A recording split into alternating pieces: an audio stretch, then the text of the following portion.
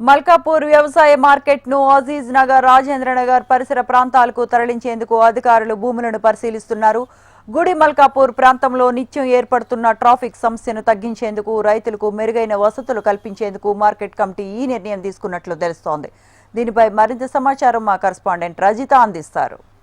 ఎంతో ప్రఖ్యాత చరిత్ర ఉన్న గుడి మల్కాపూర్ వ్యవసాయ మార్కెట్ ఇప్పుడు నగర శివార్లోకి చేరనుంది. ఇందుకోసం ప్రతిపాదనలు కూడా రూపొందిస్తున్నట్లుగా మనకు సమాచారం అందుతుంది. అయితే నగరం నడిబొడ్డున ఉన్నటువంటి గుడి మల్కాపూర్ వ్యవసాయ మార్కెట్ని నగర శివార్లోకి చేర్చేందుకు అయితే ప్రభుత్వం యోచిస్తోంది. ఇందులో భాగంగానే ప్రైవేటు భూములు కొనుగోలు చేసే పరిస్థితి లేకపోవడం, అంటే ఇప్పుడున్న భూముల రేట్లకు సంబంధించి ప్రైవేటు భూములు కొనుగోలు చేసే పరిస్థితి లేకపోవడంతో ప్రభుత్వ భూములు ఏమైనా ఉన్నాయా అని వాటి వివరాలను అయితే సేకరిస్తూ ఉన్నారు. అయితే గుడి మల్కాపూర్ మార్కెట్కి ఎంతో చరిత్ర ఉంది అని చెప్పొచ్చు. జాతీయ అంతర్జాతీయంగా కూడా ఎంతో ప్రఖ్యాతి పొందినటువంటి మార్కెట్. ఇక్కడ గుడి మల్కాపూర్ ప్రాంతంలో 6 ఎకరాల విస్తీర్ణంలో కూరగాయల మార్కెట్ ఉంది. 11 ఎకరాల విస్తీర్ణంలోనేమో పూల మార్కెట్ ఉంది. అయితే ఈ మార్కెట్కి ప్రతిరోజు కూడా 15 టన్నుల నుండి 20 టన్నుల కూరగాయలు దిగుమతి అవుతూ ఉంటాయి. దాదాపు 150 నుండి 200 వాహనాలు ప్రతినిత్యం ఇక్కడ తిరుగుతూ ఉంటాయి. అయితే ఈ వాహనాలు నిత్యం తిరగడంతో ఇక్కడ తీవ్రమైన ట్రాఫిక్ సమస్య ఏర్పడుతుంది. అయితే ఈ సమస్యను తగ్గించడానికి ఇక్కడ ఉన్నటువంటి మార్కెట్ని నగర శివార్లోకి తరలించేందుకు ప్రభుత్వం యోచిస్తోంది. ఇందుకోసం అజీజ్ నగర్, రాజేంద్ర నగర్లో అయితే భూముల పరిశీలన చేస్తూ ఉంది. ఈ మార్కెట్ అంటే ఇక్కడ పూల మార్కెట్, కూరగాయల మార్కెట్ వేరువేరుగా ఉంటాయి. పూల మార్కెట్కు ఎదురుగా కూరగాయల మార్కెట్ ఉంటుంది. అయితే 2 మార్కెట్లను కలిపి ఇంటిగ్రేటెడ్ మార్కెట్గా పెట్టడానికి అయితే యోచిస్తున్నట్టుగా తెలుస్తుంది. ఇందుకోసం 150 ఎకరాల భూమి అవసరం అవుతోంది. ఇందులో భాగంగానే ఈ ప్రాంతాలు మనం చెప్పుకున్నట్లు అజీజ్ నగర్, రాజేంద్ర నగర్ ఈ ప్రాంతాల్లో ప్రభుత్వ భూములు ఎక్కడ ఉన్నాయని వివరాలు అయితే సేకరిస్తూ ఉన్నారు. అయితే ఇక్కడ తిరిగేటువంటి, అంటే నిత్యం ఈ మార్కెట్కి ఎంతోమంది రైతులు వారి పంటలను తీసుకొని ఇక్కడికి వస్తూ ఉంటారు.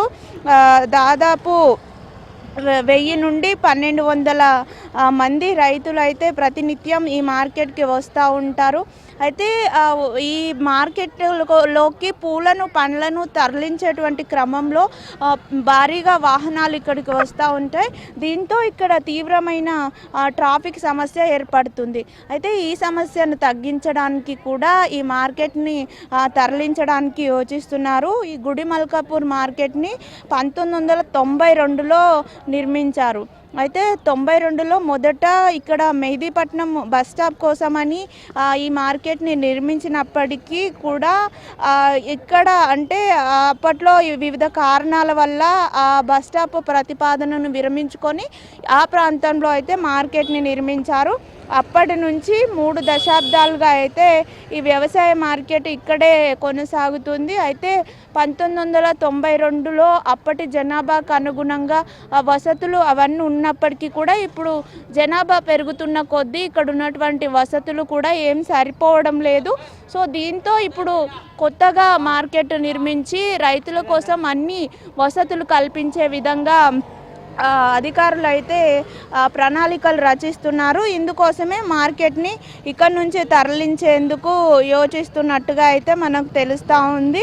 మొత్తం అంటే ఇప్పుడు ప్రజెంట్ ఈ మార్కెట్లో చూసుకుంటే కూరగాయల మార్కెట్లో 300 మంది కమిషన్ ఏజెంట్లు ఉంటే పూల మార్కెట్లో 200 మంది ఉన్నారు. మనం చెప్పుకున్నట్టు 1200 మంది రైతుల వరకు కూడా ప్రతినిత్యం ఎన్నో రకాల పూలు, కూరగాయలు ఈ మార్కెట్కు తీసుకొస్తూ ఉంటారు.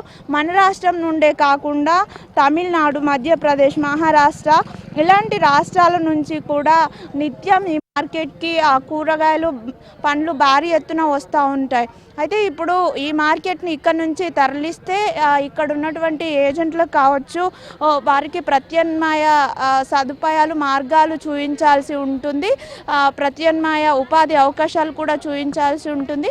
వాటన్నింటినీ దృష్టిలో ఉంచుకొని ఈ మార్కెట్ని తరలించే యోచనలో అయితే ప్రభుత్వం ఉన్నట్లుగా తెలుస్తోంది. మొత్తంగా గుడిమల్కాపూర్ మార్కెట్ని తరలించడానికి అయితే భూముల సేకరణ కార్యక్రమం అనేది జరుగుతుంది. మరి ఈ భూముల సేకరణ అయిపోయిన తర్వాత మార్కెట్ తరలింపుకు ఎంత సమయం పడుతుంది అనేది వేచి చూడాల్సి ఉంది. వీడియో జర్నలిస్ట్ గోవర్ధన్తో రజిత, HMTV, హైదరాబాద్.